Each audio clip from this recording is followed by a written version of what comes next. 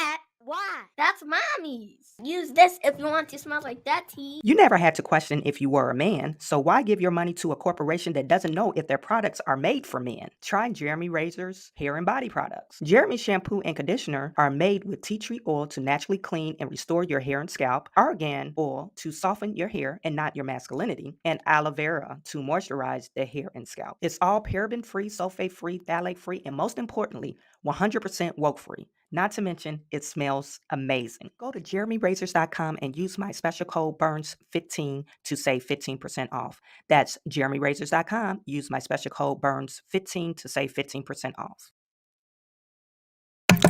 Welcome back to another episode of Business Talk. I am your host, Chawanne Burns. We have some things that I want to discuss today. We're going to talk about Jamal Bowman. He actually pled guilty for a misdemeanor charge of setting off the alarm. I don't know if you guys remember, I think it was last week or a couple of weeks ago, they were trying to extend the spending bill, and he set off the alarm, I guess, because he was trying to prolong it, or I don't know. But stupid. They caught him in the act. They had video of him pulling the alarm, so he decided to plead guilty. So we'll discuss the details of his charges tonight. Also, they had a town hall meeting in Chicago, and Mayor Brandon Johnson thought it would be okay to lock the citizens out from stopping them from speaking. So we'll talk about that. And then we got some other stuff that's going on that I want to discuss, kind of to follow up on some stories that we discussed prior. Okay, so we're going to talk about it. Let's get into it. Something like this. Looks a little bit like I can't miss. Hey, this is what you call a bad.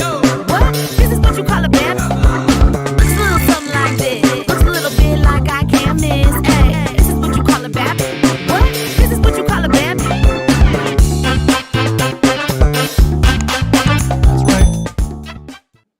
So if you guys like that music was designed or orchestrated by Matt Torrance. You could, if you have any music needs, you could also use him. Like, he tailored my music just for me. So he does rock, hip hop, whatever type of music genre that you're interested in. Go to www.scoresomemusic.com, www.scoresomemusic.com. Okay, so we're going to go to our first story of the hour, and that's is about Jamal Bowman. Jamal Bowman, he thinks, or he thought he was slick. Okay, Jamal Bowman thought he was slick, but he wasn't. Okay, he said he was gonna pull the fire alarm, and come to find out, and he thought nobody caught him on camera. I don't know why he thought in the Cannon building they didn't have video. I mean, really?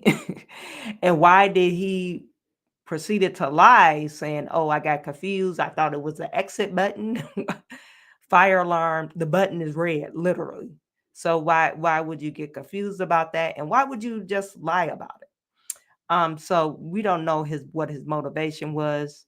I could speculate it would have something to do with the vote. Maybe he was trying to prolong the vote for the Democrats, because they were trying to get some stuff in the bill, the temporary spending bill, of what they want. Okay, and it didn't work out for them. So this is, let me just share you this screen.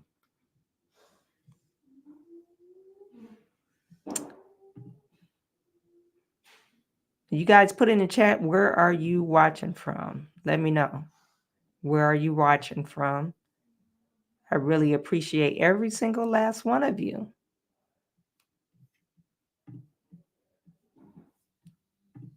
Okay, so this is, you see Jamal Bowman up there clowning, fooling. Jamal Bowman fooling. He like, oh, I'm just gonna pull this fire alarm. Now, if you say, oh, I was trying to leave, you will be, there's the door. Leave out that door. But anyway, let's see what they're saying. There's only 2 chairs left. You better hurry.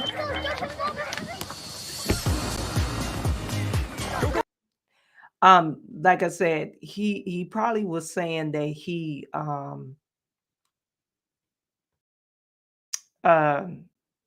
anyway, let's see what he's talking this charge. Why didn't you fight back? If you think that you're innocent, why didn't you fight this charge? What are you talking about? Why didn't you just tell them I didn't do it? And why are you charging me? I didn't do it on purpose. Why didn't you fight it? Listen, I pulled the fire alarm, and I did not do it to disrupt the court proceeding. Like I said, I was trying to get out the door. I was rushing to a vote. I'm thankful that, we have an agreement in place. I'm thankful in 3 months it's going to be dismissed. And now let's move on. What's my signature style? You guys, did you guys? I'm not afraid to stand out. He was trying to get. Eye-catching Act like he colors, was trying to get out bold the patterns, door, and plenty. but he act like he was trying to get out the door, but he turned and pulled that alarm thing and walked away. It's really odd. It's really odd for him to do that. And like the representatives said, if you were not guilty, why didn't you just said, hey, I'm not guilty, and try to fight it? Why submit to something that you don't feel like you're guilty for? But it says in this news report, this is CNN, Representative Jamal Bowman, a New York Democrat. He's out there. This is one of the guys who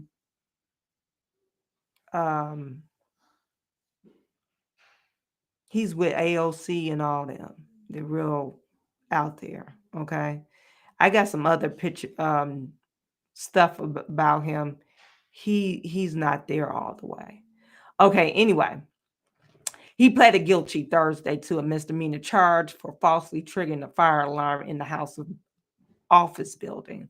Bowman struck a deal with Washington, D.C. Attorney General Office in which he pleaded guilty to a single misdemeanor offense. According to the terms of the deal read out loud in court, Bowman's sentencing will be deferred for 3 months. During the time, Bowman will be on probation, will pay a $1,000 fine, and will write an apology letter to the U.S. Capitol Police.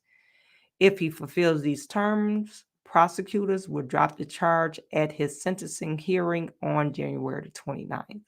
Bowman was caught on tape pulling the fire alarm in the Canning office building in late September, shortly before the House was scheduled to vote on a government funding bill.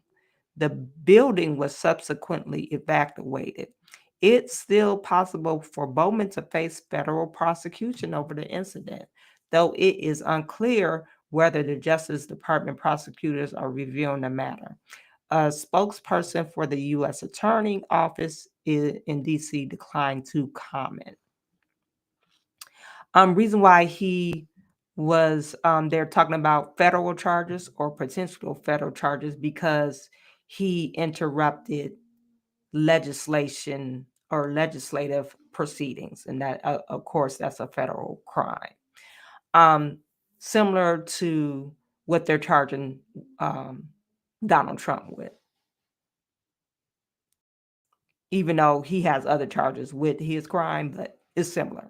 Okay, anyway.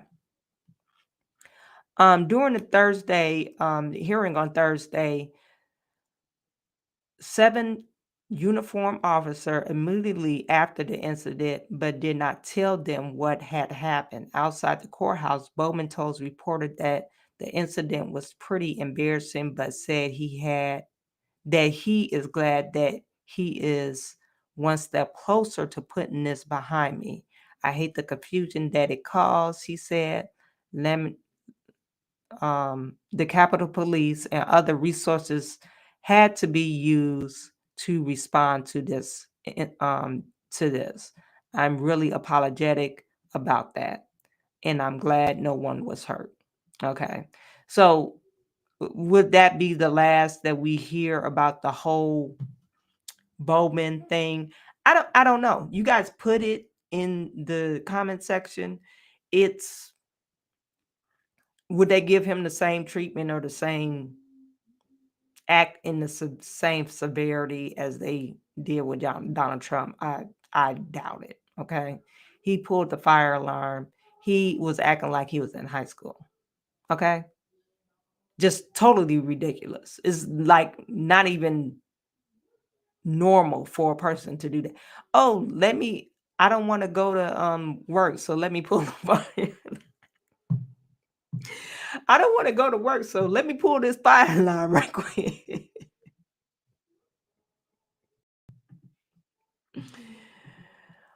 Emperor, New York in the building. Thanks for joining us. So anyway, we're going to go to our next story. Like I said, put it in chat. Let me know what you think. Do you think he should get punished more severely? I'm not for sure. I don't know if it's even worth the taxpayer money. I don't think he probably should get suspended for Congress. I don't know indefinitely or not, but something to that effect. I don't know if they put him on probation for legislation. I'm not for sure. So let's get to our next story. Our next story. This is a sad story. This is about the mass shooting in Maine. Now, they are saying that at least 22 people have been killed, and over 56 people have been shot. Only reason why I wanted to highlight this story, you guys, because I want you to pay attention to the guy that they're interviewing. And I guess he's a neighbor of the potential or allegedly the person in question, the person of interest. So you guys pay attention to this interview.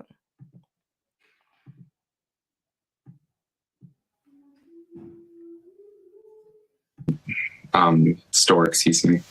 And then you have like West Bowden, but they all interconnect around the school and the town store. I'm trying to rewind it. Sorry. Half mile away. And we understand that you grew up near Robert Card and his family. Mm-hmm. Can you tell us anything you know about the person of interest in these shootings? Well, I grew up about half a mile away. Bowden is a very interesting community. There's kind of like a center hub near the school and the town store, excuse me. And then you have like West Bowden, but they all interconnect around the school and the town store. And I just happen to live near there. And the family complex, it's basically a compound. The family and Robert, they're all gun fanatics. They, for all intents and purposes, are very much associated with right-wing militias. It's known in the town to... What do you mean by gun fanatics? Okay, somebody owns guns. You call him a fanatic. Like he just already painting him like he's just an extreme person. You can't be sound in the mind if you go off just randomly shooting people. But I hate this narrative that they paint. When you own guns, you got to be a fanatic or something's like severely wrong with you if you own a gun. To me, that's what it sounds like. You guys put it in chat. Let me know what you think. Stay away from them and to not approach them. If you see them, you just turn around and walk away. I remember going to the town store when I was a kid, about, around 12, 14. And I remember very vividly, it's just been the image that's been kind of going around in my head, is I'm going to the store and there's a way station there for deer. So he had just killed a deer with his buddies, and the deer was hanging and blood was dripping on the ground from the deer, and he was covered in blood with a gun on his back with a giant grin on his face. and they were all smoking cigarettes. And he had blood all over his body, and you just killed a deer. The deer was dripping. Okay, so when you shoot a deer, what do they drip? Cotton candy? And he probably was startled because he probably never seen a dead animal before. Maybe. I don't know. But why is that alarming to you? Because there's plenty of people that shoot deer. But he act like the guy hung the deer over. This is, and tell me if I'm wrong. This is what I hear when he's saying this or painting this narrative of this guy. He's hanging this, deer so blood could drip off his face. And he had blood all over his body. Like he had a ritual kill. Like what's going on? But like I said, is this propaganda that they're trying to spread? Because they're saying that this guy that they trying to find, this Robert Card guy, he's a person of interest, not the suspect. So what is it? So he's painting him like he's the suspect, but the police is saying, oh no, he's a person of interest. Is he a suspect or is he the person of interest? Is that one and the same? And then why are we trying to, what's the word when you have this grandiose picture of a person? Well, grandioso is a positive look, but you're trying to paint him in a negative way. And are we saying this is the guy? And you're trying to say, oh, he's a very vicious. Guns make people real vicious. I really don't understand where he's getting at. Drinking their morning coffee and like praising each other and like praising on his face. And they were all smoking cigarettes and drinking their morning coffee and like praising each other. And also they would shoot guns all the time. Like you could hear them every day after school. It was like clockwork. You could hear them shooting guns, and the sound would ricochet up the valley. I could even hear it at elementary school. At times you could hear them shooting guns. Liam, real quickly here, we only have a few seconds, but this is a close-knit community. Do you have friends who you know were injured last night? Yes, there are some friends of mine that have been injured. I know there was a baby that was killed at the bowling alley. It was a children's bowling night.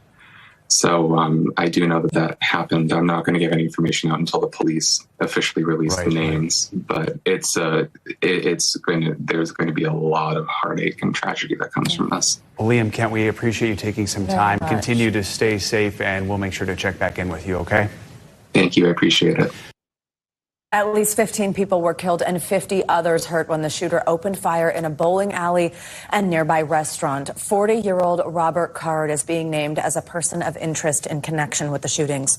According to law enforcement, he is a trained firearms instructor believed to be in the Army Reserve and recently reported mental health issues, including hearing voices and threatening to shoot up a National Guard base in Maine. For more, we're joined by NBC News correspondent Sam Brock, who's made his way to Lewiston, Maine. Sam, good morning. So just what's the latest on the ground there, especially with this manhunt? Sure, Joe, Savannah, good morning. There are thousands more people now under shelter-in-place orders than there were as of last night. That just keeps expanding, guys, as Bowdoin is the latest town of about 3,000 or 4,000 people to have those orders issued. That was within the last hour or two. And we know now that makes at least 4 or 5 towns just in this area, including Lewiston, that find themselves in the same situation. Where I am standing right now, down the hill here, you obviously see the law enforcement vehicle unmarked over my shoulder. Down the hill, there is a white sign, and that's for Schmengi's. Schmengi's is the sports bar and grill one of the locations where the killer in this case gunned down in total between 15 and 20 people, up to 50, as Savannah said, injured in both of these situations. And we now have some clarity as to exact chronology of how it happened. Sources telling NBC News that it actually began in a bowling alley, which is not where I'm standing. It's about 4 or 5 miles away from here. And then at Schmenge's, which you're looking at video of right now, down the street.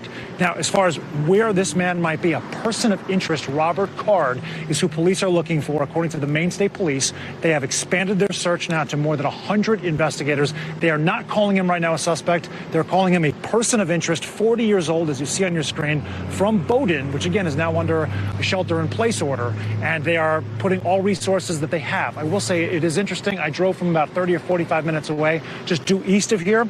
You did not see a lot of law enforcement on the roads. Certainly you'll see them at the start of downtown strips. You see them here near the site of these atrocities, but you're not seeing a full saturation that you might expect, which perhaps leads you to believe that they're focusing their efforts right now in areas outside of this immediate part of central Maine, as we're now in hour 13 or so of an intense manhunt. Absolutely. Guys. And Sam, this is all unfolding in a state that only saw 29 murders all of last year. What is the feeling like there in this particular community this morning, but then as the search expands, just the fear of the whole state, really? Sure. People are shaken, as you would expect. You've heard from loved ones, of course, that don't know necessarily the fate of someone that they care about and are looking for clarity and for more information. Schmenge's actually did post something about a couple of hours ago on Facebook. I want to read you a portion of that where this, I believe, is either the owner or representation for the bar, says, "My heart is crushed. I am at a loss for words. In a split second, your world gets turned upside down for no good reason. No one can seem to make any sense of this." I know we have some snippets of interviews as well from people who were around these establishments after the fact. One of them, by the way, the bowling alley, was a teen youth night. So you're talking about young people, 100 plus, that were inside of that establishment. Let's play a sample right now of what we heard from people on the ground here last night. Everybody knows everybody. It's a peaceful community. Like, the worst thing that you're afraid of happen is a jaywalker. Like, that doesn't happen in Maine. It doesn't happen here. I'm in shock. I don't think anyone has digested it yet. I think that honestly, everybody is still like, whoa, like what? It's not even going to digest yet of what's going on. This is crazy. We don't see that here. Card is considered extremely dangerous and armed, of course. We've all seen that visual of him holding what appears to be a semi-automatic rifle. Again, he is considered a person of interest right now, not necessarily the suspect, but police do have a press conference scheduled for about 2 hours from now. So hopefully there will be some clarity provided as this expansive manhunt continues to find Robert Card. Savannah and Joe. Sam, Bates College is near the area there. We heard from a spokesperson for the college who said at this time there are no reports of any Bates student or employee fatalities, but there is still this real sense of mystery, of uncertainty, I know, throughout the community, because people have been, I know, showing up to the reunification center to even see if loved ones are there, to find out if their loved one is still alive, if they're missing. There's just a lot of uncertainty right now, isn't there? That's a great point. I'm glad you mentioned the schools as well, not just the colleges, but the local elementary and middle schools. I believe it's Auburn Middle School, where there is a reunification center that is set up right now, Joe. So kids are being directly impacted, even if they had nothing to do or were no close vicinity to what happened last night. Schools and government buildings in all of these localities are shut down right now. There are no classes today, so this has already affected everyone. And as you can imagine, the idea that there is someone dangerous lurking within your community and for parents to have no idea how that will play out or in what manner in which Robert Card or the person of interest will ultimately be taken into custody or resolved. Everyone right now is at an elevated state of anxiety as we see this play out. All right. Sam Brock reporting from Maine. Sam, thank you so much. As we speak, guys, right now. So they are still looking for this guy. And you know what? It might have been, or this is very unfortunate. It's really sad. It might be one of those things that, you know, if he was suffering from some type of mental illness, maybe he's not planning to go alive, you know. My heart goes out to the families. It's really sad. This is from CBS. It says what we know about the shootings: at least 18 people are dead and 13 others are injured after shooting at the bar and the bowling alley.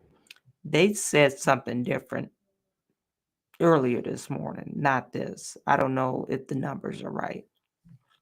Now, police named Robert Card, 40, as a suspect in the shooting, and an arrest warrant on murder charges has been issued. He remains at large. So now he went from person of interest to suspect. 7 people were found dead at Just-in-Time Recreational Bowling Alley. 8 were found dead at the Shimini's Bar and Grill. 3 were pronounced dead at the area hospital. Officials have urged residents of Lewiston, Maine's second largest city from 30 miles north of Portland and nearby Auburn, to shelter in place. Residents in other communities have also been asked to stay put, and many schools and businesses are closed. They said Carr was hearing voices that made horrible comments about him a couple of months ago. Carr family reached out to the police and the Army Reserve where he served. His sister-in-law told NBC News his family has grown increasingly concerned, she added. So, some of these things that they ignore. I was just listening to a woman down in Atlanta. Police and other officials ignore. They ignored. Your family is saying, "Hey, something is not right. He should be under psychiatric treatment. He shouldn't have any guns." And they kind of ignore the signs and sweep it under the rug. Case in point, I was just watching another young lady. She was convicted of involuntary manslaughter down in Atlanta. She kept on telling the police officers that, hey, he told me that he's going to do X, Y, and Z to me, her baby's daddy, X, Y, and Z to me when I get home.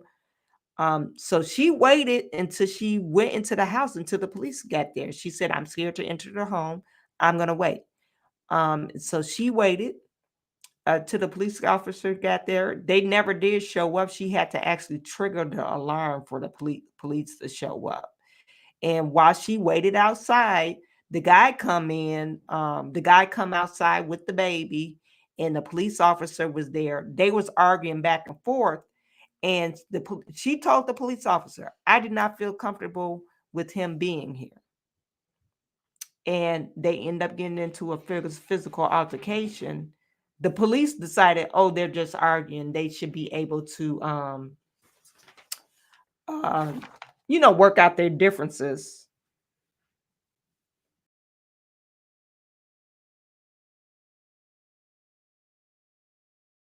Why did the narrator feel exhausted? No, I just want you to sign it. I'm not going to sign it until it's done, buddy. I'll sign it. Leave it on the table. Cannon, cut it out. What? I know you wasn't whining. What did I do? Okay, don't do that. What did I do? Just finish your work. Anyway, sorry about that, you guys. So the young lady ended up shooting the guy. So, and I'm getting back to our current story. This was recently happened. Our current story, you have people that's involved in this guy's life. They told the family, reached out to the police and the Army Reserve base where he served. His family had grown increasingly concerned, In July, service members training alongside Card also reported his erratic behavior to law enforcement. A Defense Department official confirmed this to the news. Separately, Card military unit commander sent him to psychiatric treatment this summer after becoming concerned when Card said he was hearing voices and threatened the base. Two senior law enforcement officials told NBC News. At the time, Card had already purchased a gun, and officials said. But you had the young man saying, "Oh, they're avid gun fanatics." So he already had access to gun. He trains other people to use guns, to operate a gun. Okay. So the assault style rifle weapon allegedly used by Card was purchased legally this year, according to two senior law enforcement officials brief on the matter. Maine does not require background checks on all gun sales and does not have a red flag law, which typically allows the judge to temporarily remove a person's access to guns according to every town for gun safety. Maine, however, does have a yellow flag law, which allows police to request the judge to take away a person's guns if a medical professional deems the person a danger. I don't think I agree with necessarily with that, because then anybody could say, "Oh, you're not medically sound." They could just throw that out there. "Oh, this person is not medically sound," you know. So I don't necessarily agree with that, but I do necessarily agree with some people should be committed. You don't and have a what is it, 72-hour watch. As soon as this guy heard the commander sent him to a psychiatric treatment this summer after becoming concerned, what happened after that? What happened? He's apparently he wasn't cured, or he still needed management. That's when you said, okay, this guy actually was in the psychiatric unit. He shouldn't have allowed access to guns anyway. Tell me if I'm reaching in the wrong direction, but this shouldn't have even happened, because they had all the signs there to prevent this type of behavior. Another thing, I believe we need to have psychiatric units. Some of the stuff that we're going through now is because of the lack of psychiatric care. And Jesus, God. People don't believe in God no more. They just going willy-nilly, So some people need psychiatric care.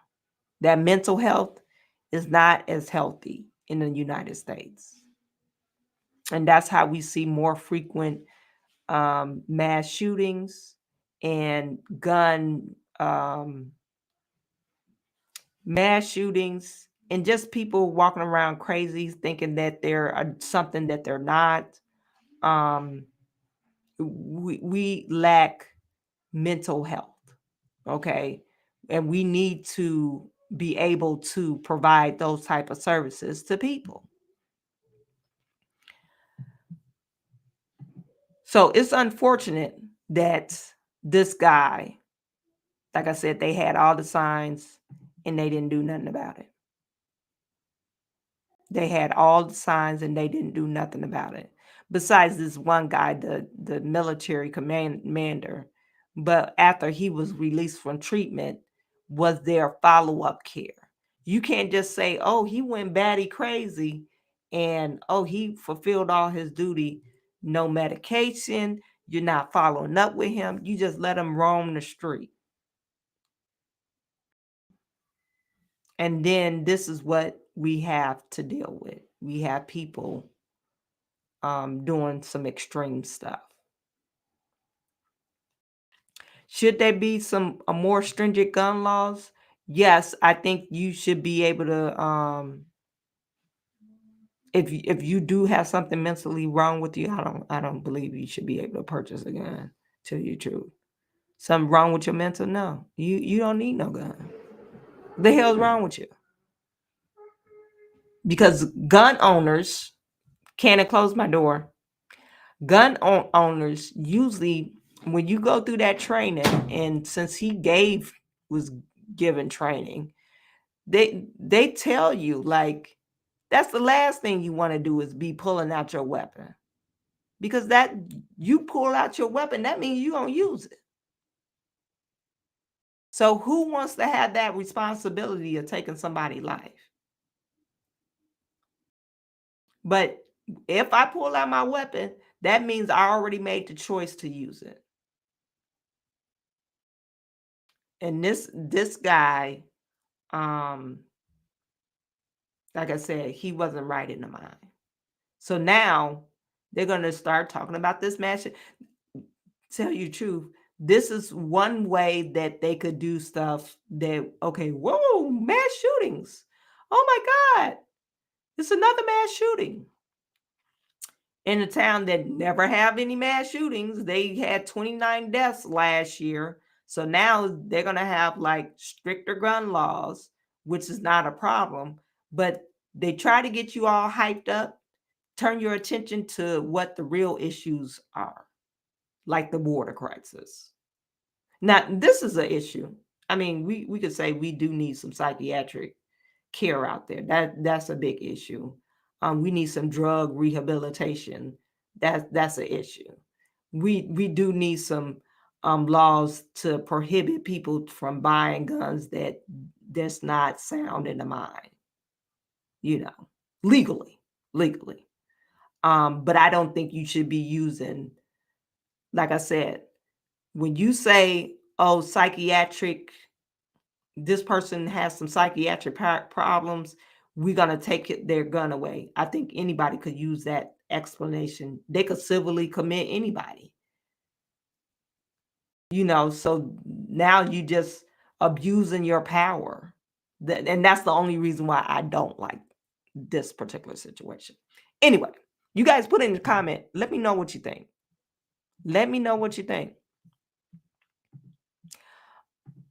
Greg said demon possession is real. They call it insanity, but it's really demon possession. You're absolutely right. That's why I said lack of God. People don't believe in God no more. It's like a crime if you say anything about Jesus. The birth of Jesus Christ, God, Father, Son, and the Holy Ghost, they act like it's a crime.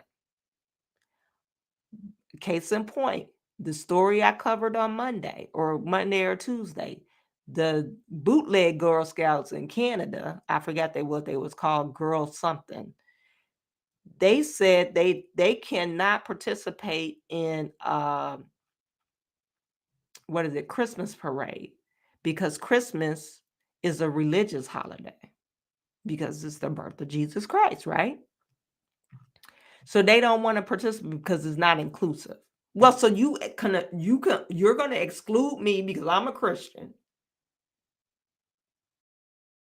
and so we can't participate because it doesn't include Muslims or atheists. A lot of people out here are atheists. They don't believe in God. So what are we saying here? The honest truth, I agree. The constant anti-gun narrative is surprisingly resilient. Yes, and that's what they're going to be pushing. Anti-gun. Oh, we had another mass shooting, and he should have did this, and they should have had more stricter gun laws, and he shouldn't have been allowed to do this. But what about the people? Guns don't kill people. People kill people. People are the ones that's pulling the trigger. You got to load it up, point. You got to take it out to safety, and you got to pull that trigger to actually kill somebody. All those steps that you got to do to actually hurt or kill somebody. So it's not the gun, it's the people that's operating the gun.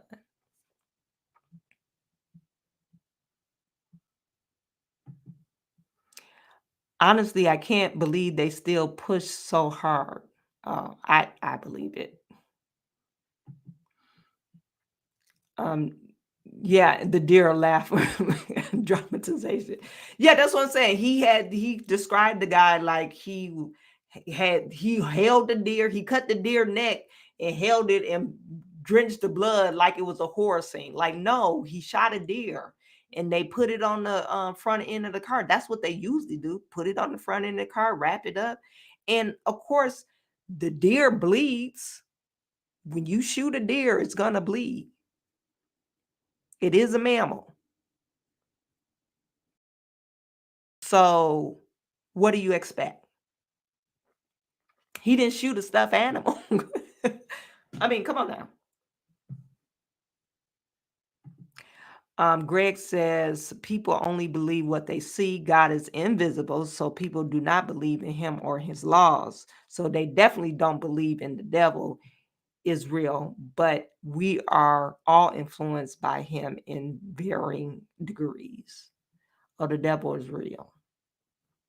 Once you stop believing in the devil, something wrong with you.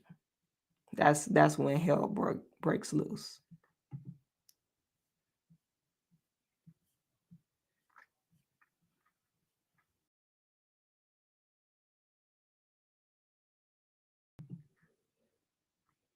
Wimpy. Yeah, the guy was wimpy.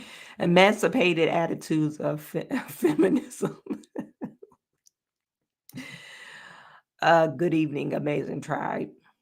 I am doing well. Hi, everybody. Sorry I'm late. Glad to be here. I'm glad you're here too, Rum Runner.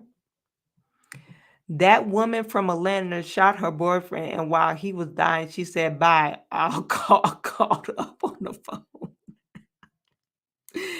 Was it like that? I thought no, but the police was out there. Like the warning was there. She said, "Hey, this dude said he gonna beat me up." And then they said, "Oh, it's okay for him to go back in." She said she didn't want him here, then they let him stay there. So,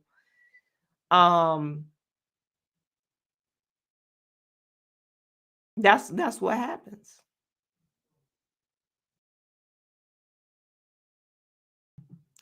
Amazing Tribe said Robert C. is a military small arms to semi-automatic artillery instructor. Okay.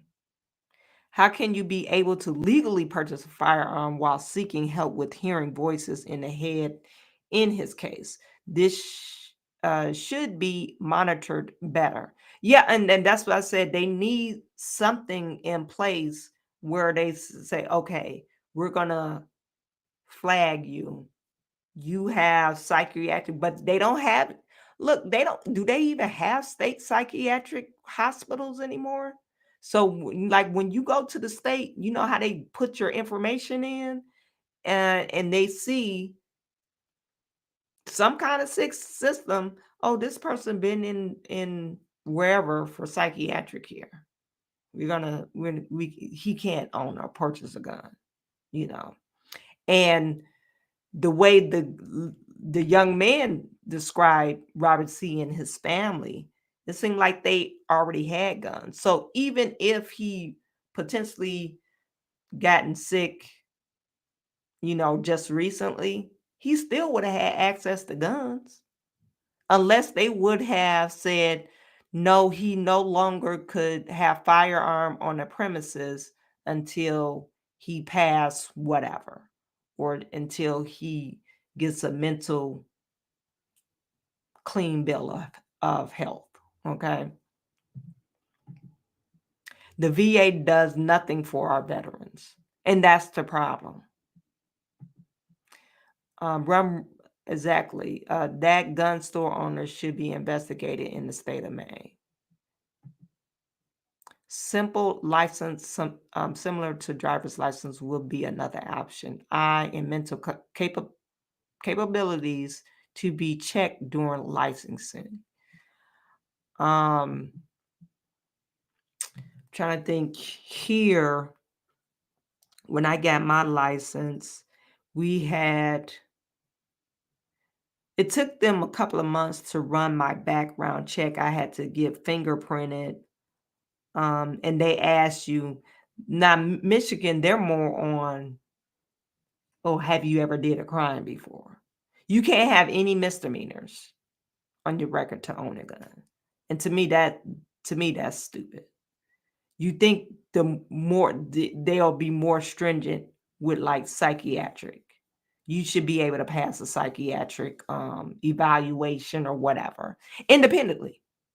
Independently, it must be state approved doctors or whatever, but independently, or look at your record to see, have you ever been in the mental hospital? You know.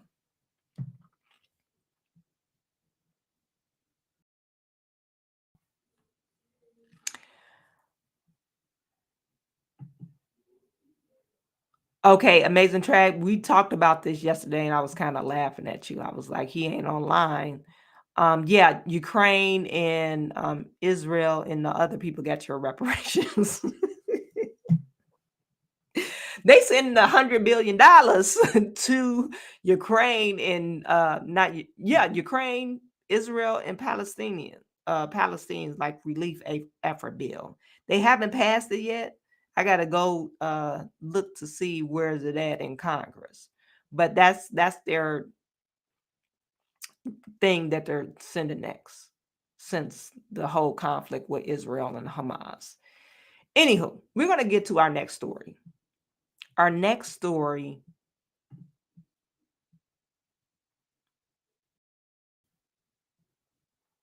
this is about Brandon Johnson. Brandon Johnson, he decided to lock people out.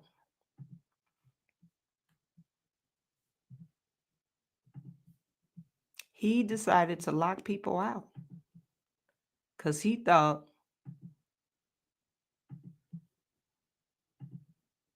if I don't let them talk, they won't be able to talk.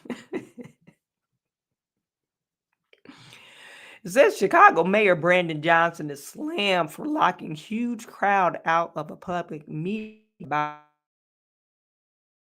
in cities, even though there was plenty of space inside. Brandon Johnson, all the interviews that he sat down in, or even opened himself for questioning, he does not take criticism well. He is one of those guys, like he'll switch up. He sounds like he's such a nice guy until you throw him a hard question or something like he feel like he's being attacked and it's just a question, or give him pushback. He switches up real quick. So some of the bullet points on this article, it says the city planning to erect a tent shelter camp to house up to 2,000 asylum seekers, but local claims they were not consulted and have safety concerns for themselves and potential residents. Close to 20,000 migrants have arrived in Chicago since August of 2022 as the city struggles with accommodation shortage.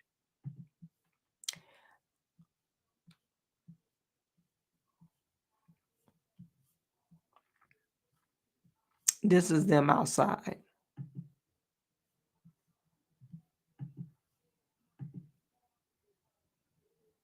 This is them in the police department. Or no, this is O'Hara. That looks a mess.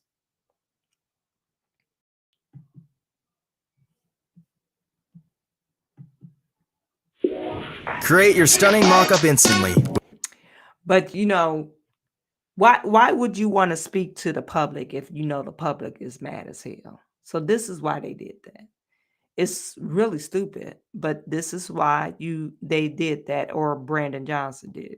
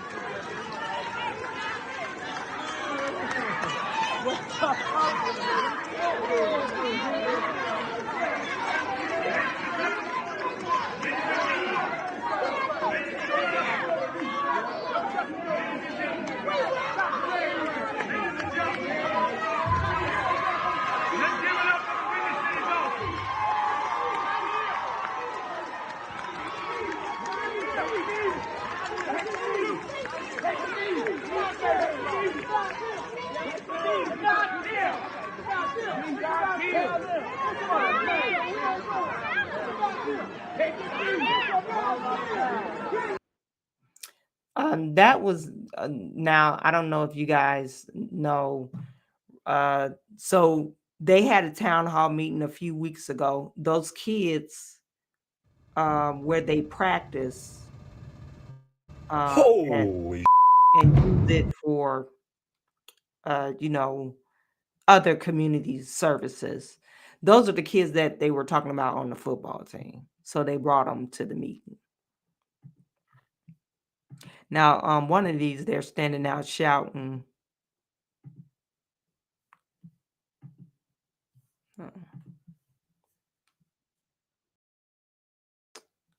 Where is it? Oh, here it is. They're out there shouting because they was locked outside. And they end up, it looked like they called the police, but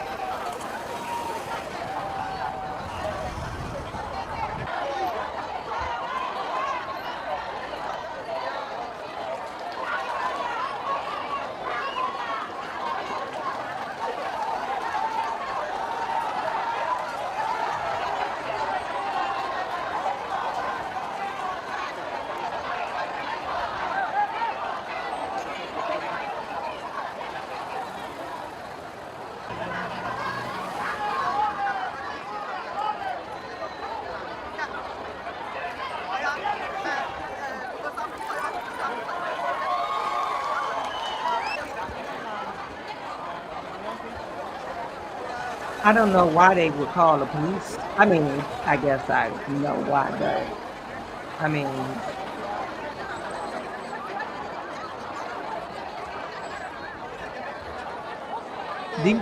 these are productive members of society. They showing up to the community hall meeting. You know nothing's gonna go down. So that was them being locked out. Let me see if I can find some more information, Brandon Johnson.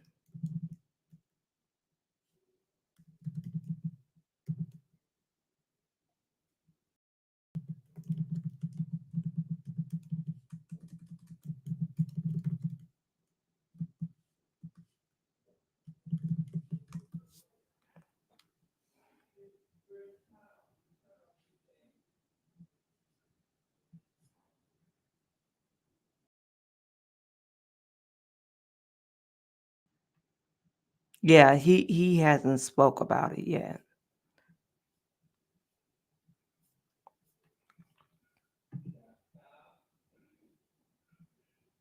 It's just as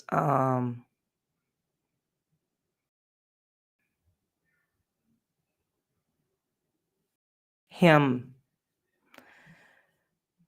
or the citizens out there. Okay. So let's just get back to this one and I'll read whatever the commentary is.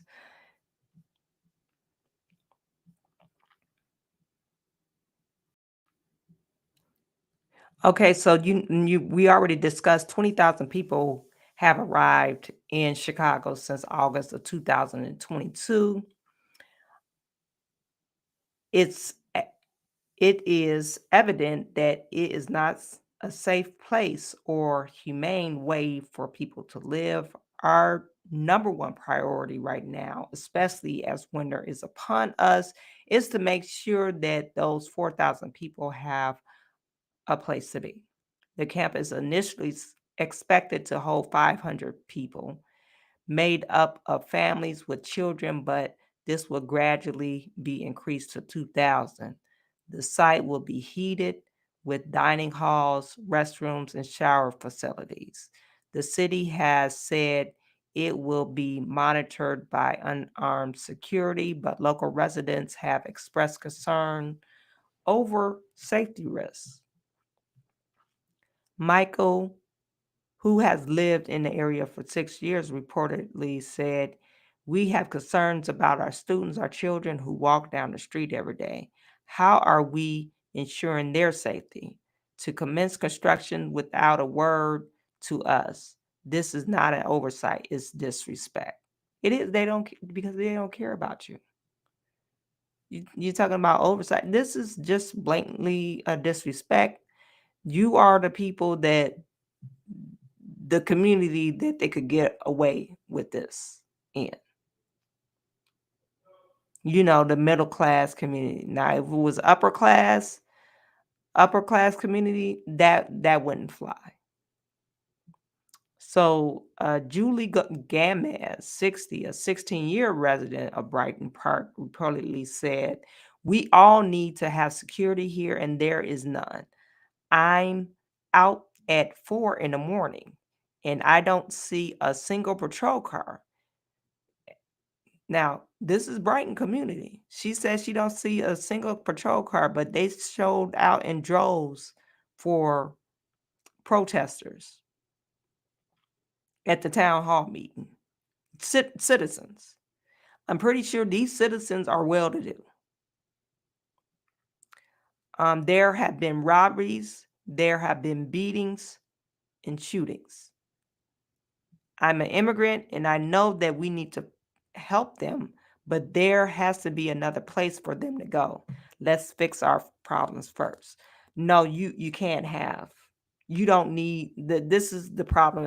And I say this all the time. Maybe it rings true with other nationalities. Black people fail because you saying, "Oh, you got to be humanitarian." No, you got to look out for yourself. Put your own mask on. If the plane is going down, you put your own mask on before you start helping other people. Your mask ain't even on. You see, they're trying to take your community center. These are little kids that don't have fathers in their home, and you're trying to keep them off the street to give them something to do. But they about to take that away.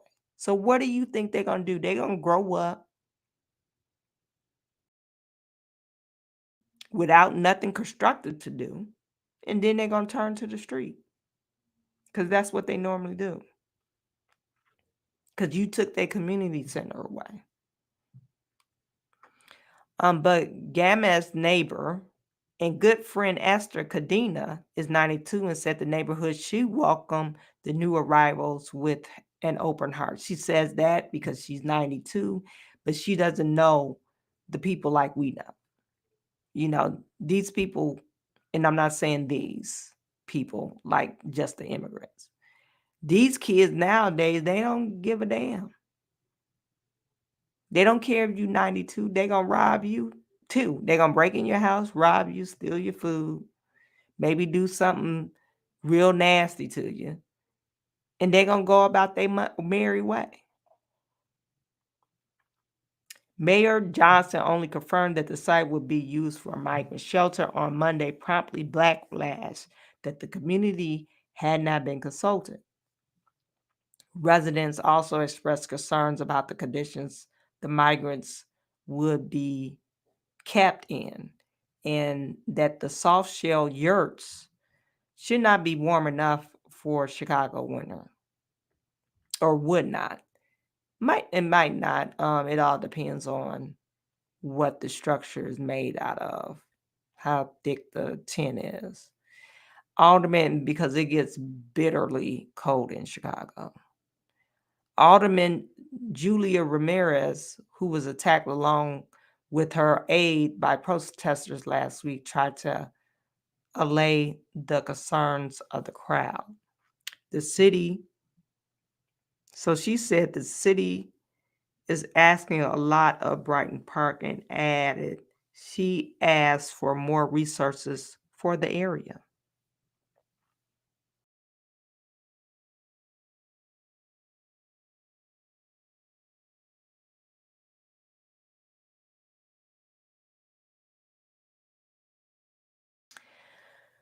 So what would come of that? They're still going to build the tent, you guys.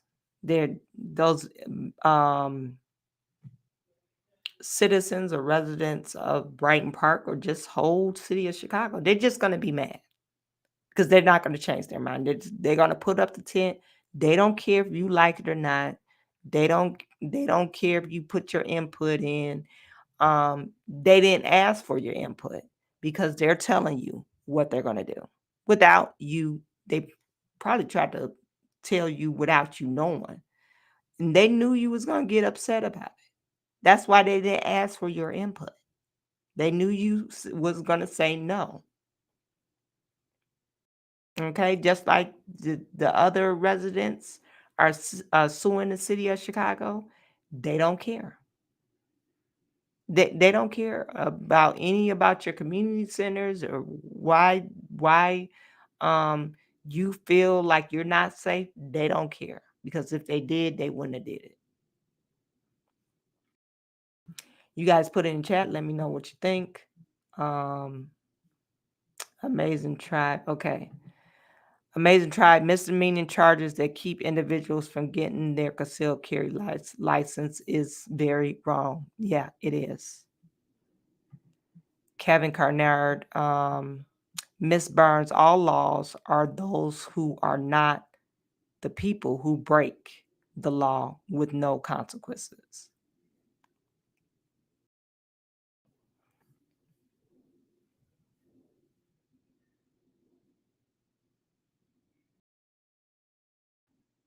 I had to think about it. I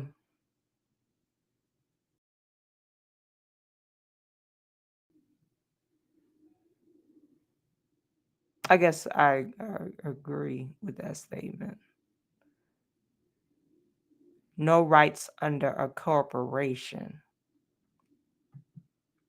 Rum Wardner, you're funny. Haven't you been arrested on misdemeanor charges before? I told you about that when I was 18. I went to go bail out my boyfriend, at the time, and they watched me bail them out. I have to show your name or whatever.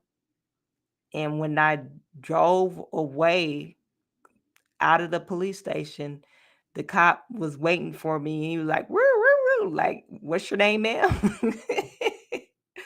And they took me in cuffs. I've been in some other trouble too, but that was expunged when I was younger. But my record is expunged, sir. But I ain't no killer. My record is expunged.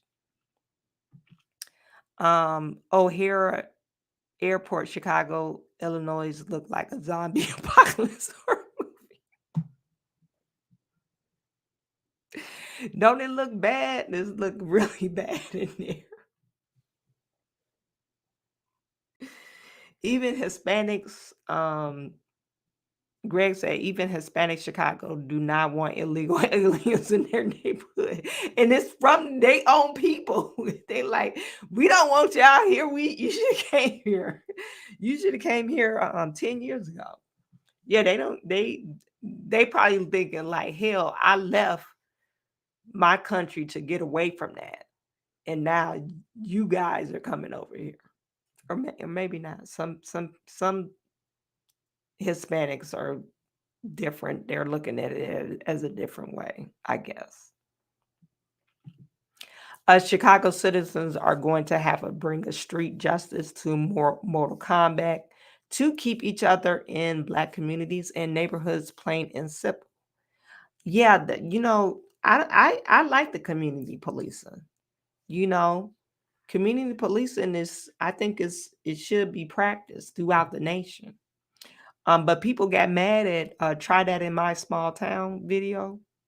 I did a review on that video, and the guy was basically saying, you try to get away with like going into a store and robbing people.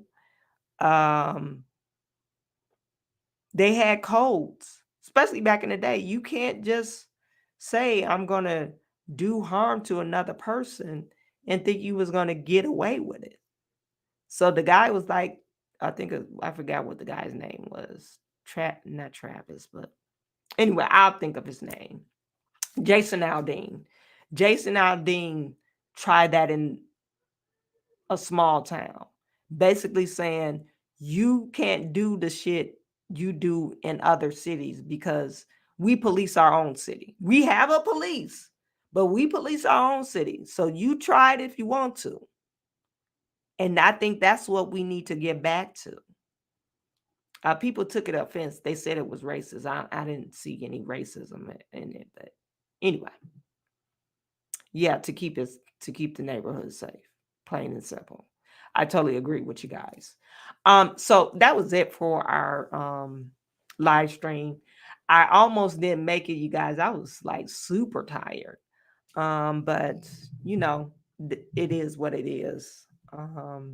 Let me just share this with you guys. I want you to make sure you follow me on my second channel.